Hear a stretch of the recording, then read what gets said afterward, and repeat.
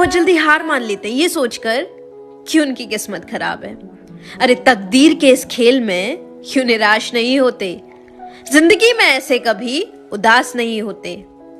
अरे क्यों भरोसा करते हो हाथों की इन लकीरों पर, तकदीर उनकी भी होती है जिनके हाथ नहीं होते। देव ने कहा, भरत अगर मैं तुम्हें आज्ञा दूं क्या तब भी गद्दी पर नहीं बैठोगे? मैं जानता हूं तुम्हारा मन नहीं है, लेकिन अगर मैं तुम्हें आज्ञा करूं क्या तब भी गद्दी पर नहीं बैठोगे? अगर मैं गद्दी पर बैठ गया तो गुरुदेव ये धरती रसातल को चली जाए। गुरुदेव बड़े हैरान हुए और पूछा, भरत कैसी बात करते हो? इस धरती पर हिरणाक्ष हिरणाकश्यप जैसे राक्षस हुए तो धरती रसातल को नहीं गई।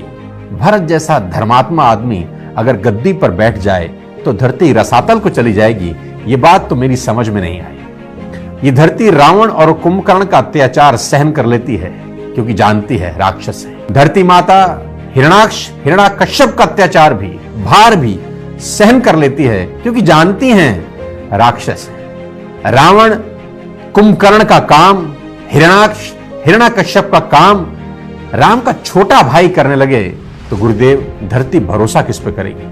वो तो रसातल को ही चली जाएगी। 12 भी क्या खूब सिखाता है, जो आपके बाहर है वो नहीं, जो आपके अंदर है वही आपको ऊंचा लेकर जाता है। हनुमान जी संकोच से पूछते हैं, देवी आपकी प्रसन्नता का कारण क्या है? आपके पति के प्राण संकट में है। सूर्य उदित होते ही सूर्य कुल का दीपक बुझ जाएगा। उर्मिला जी का उत्तर सुनकर तीनों लोगों को कोई भी प्राणी उनकी वंदना किए बिना रह नहीं सकता। वे बोली, मेरा दीपक संकट में नहीं है हनुमान, वे बुझ ही नहीं सकता।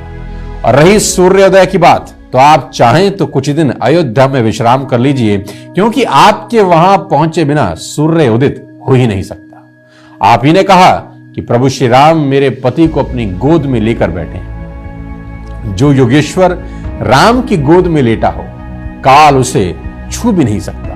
यह तो वे दोनों लीला कर रहे हैं। मेरे पति जब से वन गए हैं तब से सोए नहीं।